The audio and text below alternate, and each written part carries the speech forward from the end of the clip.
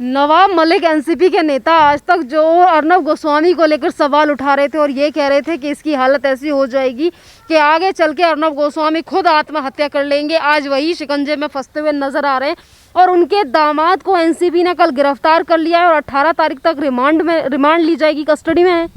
देखिए, नवाब मलिक के जो दामाद हैं समीर खान, उनको एक ऐसे मामले में पकड़ा है, उन्होंने ट्रांजैक्शन हुई थी 20,000 रुपये की उसके, और एक ब्रिटिश नेशनल है ड्रग का काम करने वाला, करण सेजनानी नाम है उसका, ठीक है, सजनानी नाम है, तो वो ब्रिटेन का नागरिक है। अब देखिए उस बंदे का जो है इन दोनों के बीच में जो कम्युनिकेशन पता कौन करा रहा था? बॉलीवुड बीच में इन्वॉल्व है, यानी दिया मिर्जा की एक्स मैनेजर राहिला फर्नीचर वाला और उसकी बहन शाइस्ता फर्नीचर वाला, ये पूरा लिंक समझ लेना। और ये बड़े जुड़े हुए हैं। आज भी एनसीबी ने लखनऊ के अंदर रेड मारी है, तो वहाँ जो बंदा मिला है ना, उसका भी इनके साथ ही मिला हुआ है। अब पता लफड़ा क्या है, ये चीज़ समझ लेना आप। ये क्या कर रहे थे, मरीजुआना को मिक्स कर रहे थे, हर्बल प्रोडक्ट का नाम दे रहे थे उसको, मिक्स करके हर्बल प्रोडक्ट का। और ये सिएटल से कुरियर के थ्रू मंगा रहे थे। कहाँ से? यूनाइटेड स्टेट्स के अंदर है सिएटल, वहाँ से।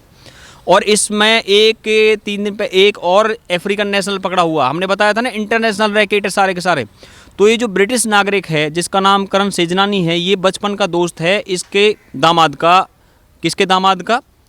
नवाब मलिक के दामाद का, समीर खान का। तो ये बंदा जो है यूके में रहने से पहले हांगकांग में रहता था।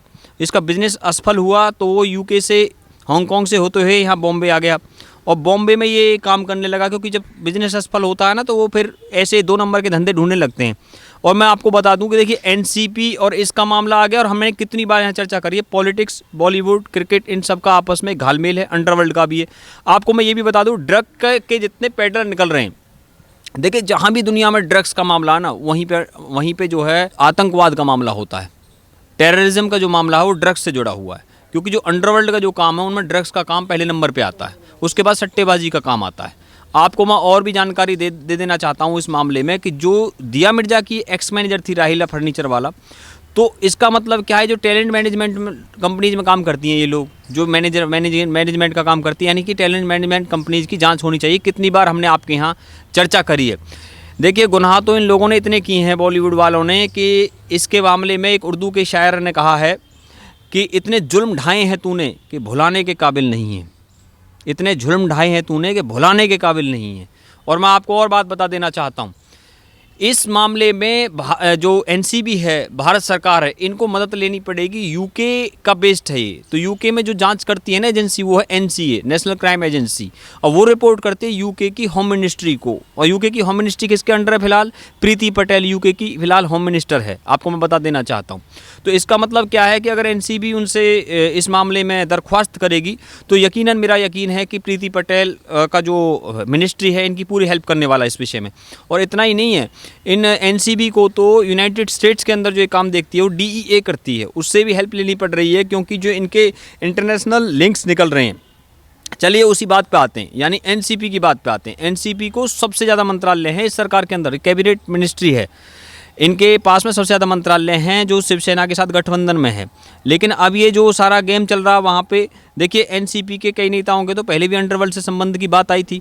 और हम तो ये चाहते हैं, आज आपके माध्यम से वोरा कमेटी की बात आई थी ना, तो वोरा कमेटी वो कमेटी है जिसके अंदर पॉलिटिक्स और बॉलीवुड के उन लोगों के नाम है जो 93 के बम ब्लास्ट जो हुए थे, उनमें दाऊद इब्राहिम की डी कंपनी का जिन्होंने सहयोग किया था।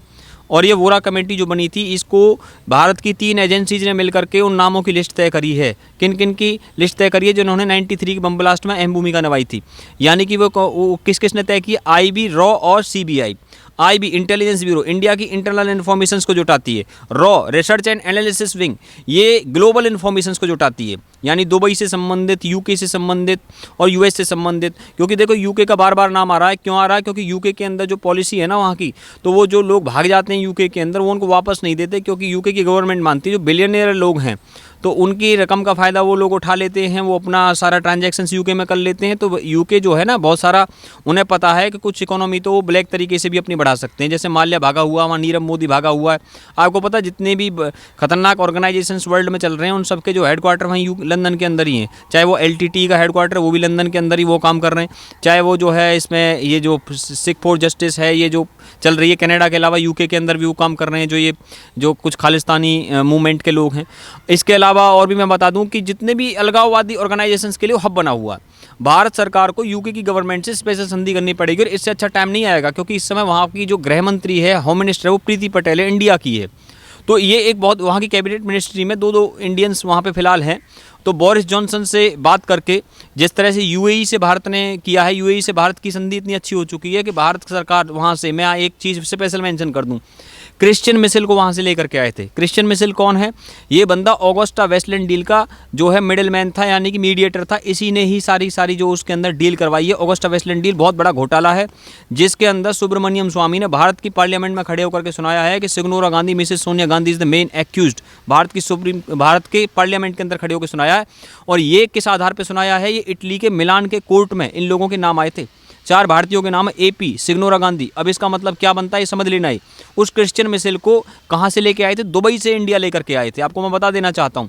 तो दुबई जो है ना, वो बहुत बड़ा टैक्स हेवन भी है। और हम बार बार चर्चा कर रहे हैं इस चीज़ की, कितनी बार चर्चा करिए। अंडरवर्ल्ड का जो बहुत बड़ा सपोर्ट है वो दुबई और कराची से होकर चलता है। उसमें ISI इन्वॉल्व है और उसके अंदर जो है दुबई का डी गैंग इन्वॉल्व है। और मैं आपको ये भी बता देना चाहता हूँ इस मामले पर कि जब बॉम्बे में ये लोग काम कर रहे हैं, इनको प्रोटेक्शन मिली है उन लोगों की तरफ से। आपको मैं यहाँ एक विशेष बात मेंशन कर देना चाहता हूँ। देखिए, ये सारे केस किस लिए खुले? क्योंकि सुशांत सिंह राजपूत का केस सामने आया। तो सुशांत सिंह राजपूत के केस से मैं यहाँ एक चीज़ और ऐड करा देता हूँ। जिन लोगों के प्रीवियस रिकॉर्ड है ना क्राइम के, वे लोग सुशांत सिंह राजपूत के मामले में संदिग्ध हैं। जैसे मैं बता देना चाहता हूँ आपको कि सुशांत सिंह राजपूत को 13 जून को दिन में 2:15 बजे के आसपास कॉन्फ्रेंस कॉल आई थी। किसकी? रमेश तोरानी की। टिप्स कंपनी का जो है मालिक है। और इस बंदे का नाम किससे जुड़ा था? गुलशन कुमार हत्याकांड से जुड़ा था। गुलशन कुमार हत्याकांड से जुड़ा था। इन लोगों के संबंध नदीम श्रवण संगीतकार के नदीम से हैं, जो कि गुलशन कुमार हत्याकांड में उन पर भी आरोप है। और वे जो है लंदन के अंदर रहता है, वही नदीम जो है, मैं बता रहा हूँ आपको। ये हत्या कब हुई थी गुलशन कुमार की? 12 अगस्त 1997 को हुई थी। आपको मैं उसका बता रहा हूँ, उसका सारा का सारा। इसका मतलब क्या है? इंटेरोगेशन उसकी भी होनी चाहिए, रमेश तोरानी की। और जो उसके लिए CBI के राडार पे भी आया पड़ा, मैं आपको बता देना चाहता हूँ। और NCB के राडार पे आया हुआ। अब एक नई इन्फॉर्मेशन हमारे पास आई है। अब ये सारी एजेंसी जो बॉम्बे में काम कर रही है ना, ये अब सुप्रीम कोर्ट में जो है अर्जी लगा करके और ज़्यादा टाइम मांगना चाहती है। टाइम क्यों मांगना चाहती है? क्योंकि इतना सारा नेक्सस निकल करके आ गया। वहाँ पता, वो पान वाले भी, कोई मुच्छड़ पान वाला है, वो 1977 में वहाँ इलाहाबाद से वहाँ शिफ्ट हो गया। एक पान की दुकान चलाता था। उसके वेयर हाउस के अंदर 500 ग्राम जो है उसके अंदर वहाँ गांजा मिला है। इसका मतलब क्या है? इसका मतलब ये इतना मिल रहा है। पता कितना मिल रहा है? जब ये करण सेजनानी को किया है तो उसके पास से पता कितना मिला है? 500, उसके अंदर 200 किलो मिला है। ये पता कितना होता है? इतना होता है 20 साल की सज़ा होगी इस पर। साधारण नहीं है, क्योंकि स्मॉल क्वांटिटी पे 10 साल की सज़ा है। स्मॉल क्वांटिटी से ऊपर है, यानी उसकी एक गाइडलाइन डिसाइडेड है कि इतना गांजा, इतना कोकेन, पूरी गाइडलाइन डिसाइडेड है।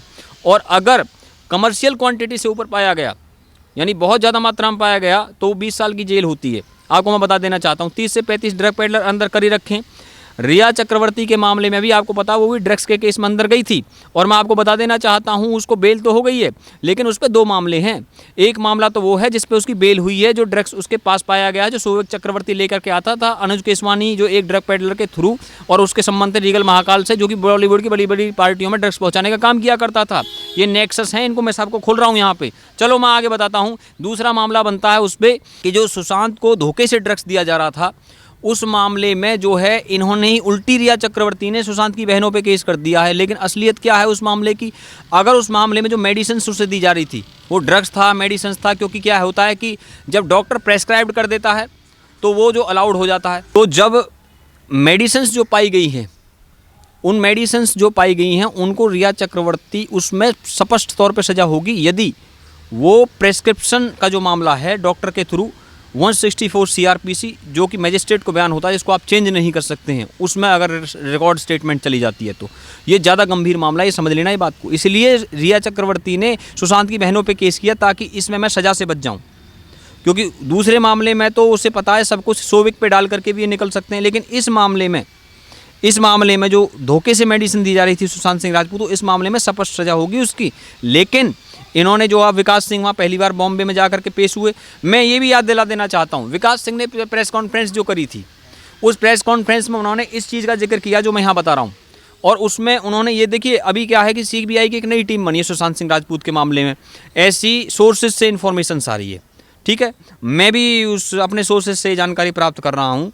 और भाई देखिए हमारे लिए इम्पोर्टेंट बात ये है कि चाहे वो नई टीम बन जाए और चाहे पुरानी टीम काम करे, हमारे लिए इम्पोर्टेंट है 302 की धारा लगनी चाहिए, हमारे लिए इम्पोर्टेंट ये जल्द से जल्द चार्जशीट फाइल होनी चाहिए, और हमारे लिए इम्पोर्टेंट ये फास्ट ट्रैक कोर्ट में केस डालना चाहिए। खेल क्या होते हैं कि आज तक मैं आपको बता देना चाहता हूँ भैया, जिया खान के मामले में भी सीबीआई जांच कर रही है, 7 साल हो गए अभी तक, उसमें भी जो है रिपोर्ट नहीं आ रही है ठीक से, क्योंकि उसकी जो माँ है अकेली वो हारी नहीं है। राबिया खान एक्ट्रेस रह चुकी है, नई बात बता रहा हूँ, एक्ट्रेस रह चुकी है खुद रही है राबिया खान भी। लेकिन क्या हो रहा है कि जो बॉलीवुड के जो स्टारों का एक बहुत बड़ा नेक्सस वहाँ पर है, उसको लेकर के जो इतना बड़ा मामला हुआ पड़ा है कि अब एनसीबी ने जब ये चैन खोली है, एनसीबी की हम बात कर रहे हैं, तो एनसीबी जब इसमें गई उसमें इतने रूट मिल गए, ग्लोबल लेवल पे मिले। अब देखो कहाँ कहाँ से कोऑर्डिनेट करना है जो एनसीबी को, यूके के अंदर जो जांच करती एनसीए करती, मैंने पहली जानकारी दी है, उससे कोऑर्डिनेट करना है, और वहाँ की इंटरपोल से कोऑर्डिनेट करना जो यूके की इंटरपोल है। इसके अलावा डीईए जो यूनाइटेड स्टेट्स के अंदर जांच करती है उससे कोऑर्डिनेट करना। क्यों? क्योंकि ब्रिटिश नेशनल्स का नाम आया, करण सेजवानी, इसके अलावा जो है दुबई के लोगों के नाम आए हुए हैं, यूनाइटेड स्टेट्स के लोगों के नाम आए हुए हैं, मलेशिया के लोगों के नाम आए हुए हैं, डी कंपनी के लोग भी हैं। और मैं आपको बता दूं ये जो पूरा नेक्सस है, आपको पता टैलेंट मैनेजमेंट कंपनी का जहाँ तक मामला, पता कितना गंभीर मामला है। दिया मिर्जा की एक्स मैनेजर है राहिला फर्नीचर वाला। इसी तरीके से जो इसके लिए जो काम देख रही थी रिया चक्रवर्ती, जया शाह जो थी, वो भी टैलेंट मैनेजमेंट कंपनी में काम करती थी, क्वान मैनेजमेंट उस कंपनी का नाम है। और मैं आपको बता दूं ये जो सारे खेल चल रहे हैं टैलेंट मैनेजमेंट कंपनीज के, क्योंकि दिशा सालियान भी एक टैलेंट मैनेजमेंट कंपनी में काम करती थी, और जिस कंपनी में वो काम करती थी उसका मालिक कौन है? वो है बंटी सचदेव। बंटी सचदेव का इतना वीआईपी पर्सन है, वो इन्फ्लुएंशियल आदमी है, क्योंकि देखो उनकी तो उसकी बहन है जो सीमा सचदेव, उसका फर्स्ट कजन है, उसकी शादी किससे हुई है? सोहेल खान से हुई है। इसके अलावा जो बंटी सचदेव है, इसकी एक कजन और है, उसकी शादी रोहित शर्मा से हुई जो कि क्रिकेटर है। इसके अलावा जो बंटी सचदेव है वो विराट कोहली, केएल राहुल, युवराज सिंह, इनके ब्रांड को मैनेज करते हैं, और भी सेलिब्रिटीज़ के मैनेज करते हैं। मैं तो इंपॉर्टेंट सेलिब्रिटीज़ की बता रहा हूँ। कंपनी का नाम है कॉर्नरस्टोन। और मैं बता दूँ इसको सीबीआई ने इंटेरोगेट किया था, और इतना ही नहीं है, जब टैलेंट मैनेजमेंट कंपनी की बात आई है, एक और कैरेक्टर ले लीजिए आप, उसका नाम है श्रुति मोदी। श्रुति मोदी का तो आज बता रहा हूँ मैं आपको, सीबीआई, ईडी और एनसीबी तीनों ने ही उससे इंटेरोगेशन करी है, और उस श्रुति मोदी का नाम सुशांत के पिता की एफआईआर में था जो पटना के अंदर हुई थी। इसकी जानकारी मैंने आपको पहले ही दी थी। बार बार मैंने श्रुति मोदी का नाम लिया जिसका नाम ढका हुआ था, लेकिन अब सामने आया कि नहीं आया वो देख लीजिए। और एक और लास्ट बात बता दूं मैं, अब तो बॉलीवुड वालों ने पूरी प्लानिंग कर रखी है रिया चक्रवर्ती को, वो एक बार तो यहाँ से निकलवाते हैं और फिर उसके बाद में उसकी इमेज को ठीक करते हैं पब्लिक में। उसके लिए चेहरे फिल्म की मैंने बात करी थी, सबसे पहले मैंने खुलासा किया था इस बात का कि चेहरे फिल्म को लेके आए, डिज्नी हॉटस्टार ने खरीदी। अब तो और लोग भी उस पर इंटरव्यू दे रहे हैं, बातें हो रही है सारी की सारी। लेकिन हम इस मामले में क्या करने वाले हैं, हमने तो अपना फोकस लगाया हुआ किस बात पे कि भाई 302 की धारा जल्द से जल्द चार्जशीट और fast track court Sushant Singh Rajput के मामले में हो, और जितना टाइम लेना है एनसीबी और टाइम ले ले, लेकिन इसके सारे रूट्स को निकाल ले, और इंटरपोल से और एनसीए से और डीईए से जो ग्लोबल लेवल पे लिंक है उनको निकाल करके इनको सजा देने का इस अंदाज में काम करे कि जो आगे से कोई इस तरीके का काम ना करे, एक नज़ीर पेश हो। और जो एनसीबी की जो पार्टी है ना, वहाँ पे कितनी बार हमने कहा है कि एनसीपी की जो पार्टी है, ये जो शरद पवार की पार्टी है, शिवसेना के साथ गठबंधन में है, नापाक गठबंधन है। ये लोग क्या है कि 2 नंबर के काम तो पहले ही चलते थे, इन्होंने गठबंधन ही इसलिए किया है। अब तो क्या आप देख लेना, इसमें ये सरकार भी टूटेगी, क्योंकि कांग्रेस को तो साइडलाइन कर ही दिया उन्होंने। उसमें मैं कभी फिर आपको स्पेशल जानकारियाँ दूंगा। अभी तो फिलहाल मामला सिर्फ इतना है कि इन लोगों के जो है इनके होश उड़ा दिए हैं बुरी तरीके से, क्योंकि उसमें देखो इनके सारे लोग, सारे नेक्सस आ चुके हैं, पॉलिटिक्स के लोग भी इन्वॉल्व हैं इसके अंदर क्रिकेट के लोगों का नाम भी आया हुआ, कॉर्नरस्टोन कंपनी का मैंने नाम लिया, और ये सारे के सारे एक जगह इन्वॉल्व होकर के काम कर रहे हैं। Drugs, casting couch, money laundering has become the part of same network. एक ही नेटवर्क का सारा पार्ट है, और हम इस देश की पीढ़ियों को ड्रग्स से और इन तमाम जो नेक्सस से बचाने के लिए पूरा काम करते रहेंगे। और ये इतना इंपॉर्टेंट है क्योंकि इस देश की पीढ़ियों को बचाना जरूरी है। एक फाइनल बात आपको बता देना चाहता हूँ कि भारत में 20 लाख लोग कोकेन के कंज्यूमर हैं, 24 लाख लोग भारत के अंदर जो है इसके हेरोइन के कंज्यूमर हैं, और 1,42,000 लाख करोड़ का ड्रग्स एनसीबी के राडार पे है। 24 ड्रग्स रैकेट पंजाब के अंदर चल रहे हैं, 25 ड्रग्स रैकेट महाराष्ट्र के अंदर चल रहे हैं, और इंडिया के अंदर टोटल 142 ड्रग्स रैकेट हैं, और जिनमें से लगभग 40 ड्रग्स रैकेट इंटरनेशनल स्तर पे काम कर रहे हैं। उसमें जो है सबसे ज़्यादा जो काम हो रहा है वो यूके और दुबई से हो रहा है। हाई क्वालिटी का ड्रग्स वहाँ से आ रहा है। अफ्रीकन नेशनल्स पकड़े गए हैं, मलेशिया के नेशनल्स पकड़े गए हैं, इसके अलावा दुबई के नेशनल्स पकड़े गए हैं, और ये सारे के सारे लोग पकड़े गए हैं। और ये सारा मैं इतना उलझा हुआ मामला, एक एक उसी गुत्थी खोल करके आपको समझा रहा हूँ। और कितनी बार मैंने आपको बताया है, आगे देखना कुछ और बड़े स्टारों के नाम आएंगे, लेकिन ये मीडिया में ऐसी रिपोर्ट दिलवाते हैं ताकि इनके फेवर में माहौल बन जाए। भाई करण जौहर की पार्टी क्लीन चिट मिली, मैंने यहाँ खुलासा किया था, डॉक्यूमेंट दिखा करके नहीं मिली क्लीन चिट, हमारी बात सत्य साबित हुई थी। हम मिसगाइड नहीं होने देंगे भारत की पब्लिक को।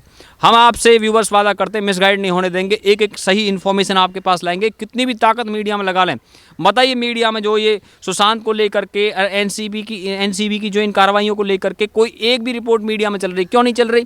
क्योंकि भैया मीडिया के अंदर पूरा पैसा खर्च कर दिया है, पीआर एजेंसीज ने पूरा ताकत लगा दी है कि कोई ऐसा मामला आना नहीं चाहिए। अब उसे बंद करना पड़े, बंद कर रहे हैं, लेकिन हम उसे लगातार उजागर करते जा रहे हैं, सोशल मीडिया के माध्यम से भारत की पब्लिक को लगातार अवेयर कर रहे हैं। धन्यवाद।